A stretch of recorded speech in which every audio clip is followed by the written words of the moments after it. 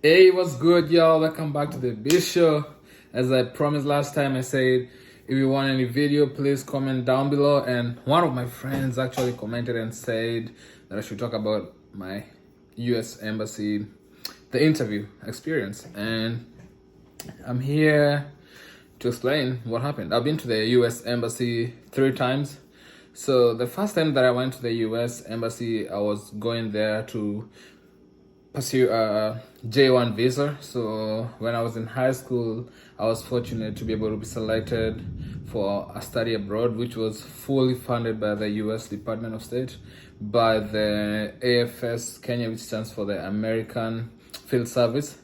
But so the American Field Service is a big organization, but it has subgroups like flags. Yeah, so the one that I was part of was called the Kennedy Luggard Youth Exchange and Study Program. I'm gonna put the link down below in case you want to apply. There are requirements. I think you're supposed to be below either 18 or 17. I'm not sure, but I'll find more information. As of now, I don't know, but I'll find out from my friends who we also came through this program. So the first time I went to the US Embassy was sometimes in July. That was 2014. And as I said, I was selected for the study abroad, which was fully funded. And we went there as a group. We were I believe we were about 18 of us going to the US. So we were all going to different parts. We are being hosted by host families. So like I have two of my friends who went to California. I was based in Houston, Texas. So that's why I stayed for the 1 year. So when I went to the US Embassy, all the documents that we needed were being handled by the volunteer who was working for the YES program. So at that particular time, I didn't have to do a lot. I think I just needed my passport and my school transcripts and like 2 photo-sized pictures. I didn't need a lot because the US Department of State was handling most of the stuff. So when I went there, the day of the embassy, we went, all of us, the 17 of us, but we went each person at a time. So you were going with your parents, because at the moment I was not 18, I think I was 16. So it was me, my mom, and my dad. And I remember the first thing they asked me when I went there, they were like, "What's your name?" I told them. And then they asked me what grade I was. So I didn't know in America, grade, stands for like what grade are you? Like grade 1, grade 2, grade 3. So when she asked me what grade I was, I said A. I wasn't sure. I didn't know, but I think I was. But then I was in Form 3, so I was supposed to say grade 13.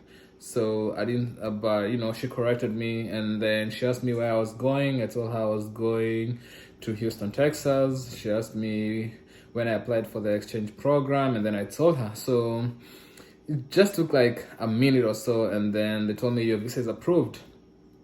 And then the second time that I went to the US Embassy was sometimes in August, in 2017, August. So I was trying to come to the University of West Georgia, where I recently graduated in December.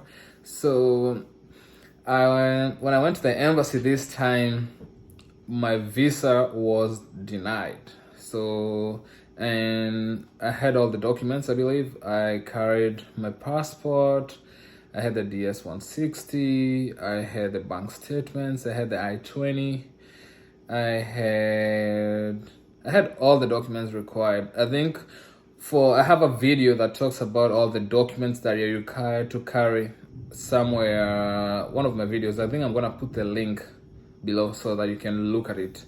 So, but when I went there, they asked me my name. I gave them, I said hello, and then I gave them my passport and then my DS-160, and then this time it was an older guy. And then he asked me what school I was going to, and then I told him, and then he could see on my passport that I had been to US, and then he asked me what part in US I was, and then I told him I was in Houston, Texas. So he checked my documents, my bank statements, and then the next thing I know, he told me my bank statements were forged. Although they were not forged because I got the bank statements from my uncle, and he was the one who was supposed to pay my fees. So, but I didn't know, right there you can argue with them. So I was very frustrated. At then I was in college in Kenya. I used to be in college in Nyeri. So I went back home very frustrated, and I told my mom, man, I don't know what to do. I had high hopes because I had been to US, so I had a lot of high hopes. They would see I've been to US before, and I thought it was just gonna be an easy ride, but it wasn't. So I decided. My mom encouraged me, and she told me to reapply again. So I applied again. This time, that was August when I was denied because I was targeting fall semester. Fall starts around late August towards September.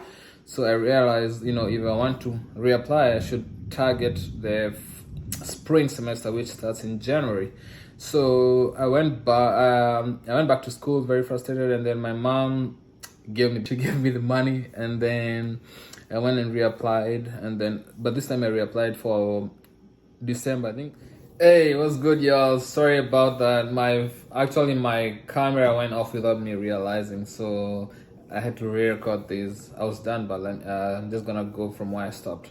So I said I booked the US interview, the appointment for December, because now I switched from fall to spring. So spring semester starts in January. So this time around, I called my uncle again. He gave me the bank statements, so I had everything I needed, as I say, the passport, the I-20, the admission letter, the 2 passport sized photos, and the rest. As I said, if you want to know more, look on the link down below. So I went, it was very early. I think I booked an appointment for like 6:45. So I was there like 5 a.m., and anybody who knows where the US Embassy in Kenya is very cold. So I went there very early in the morning, and then I had all my documents, and I didn't have any confidence at this point, zero confidence, so I went there it was my time. So I went to the window, and then he said hello. I said good morning, and then he told me to give my documents. I gave out, and then he asked me, oh, I see you've been to US before. Where were you? I said I was in Houston. And then he was like, how about now? Where are you planning to go? I said I'm planning to go to Georgia, the University of West Georgia. He asked me what major am I gonna be doing. I said computer science, and then boom, just like that, he said your visa is approved. So I couldn't believe. I just stayed there stuck. I didn't even know what to say. But this video is just to tell somebody there who wants to go to the US Embassy, not just for the student visa, any kind of visa. You're gonna find many people out there who want to pretend they're visa experts and ask you for money. First of all, don't pay anybody any money.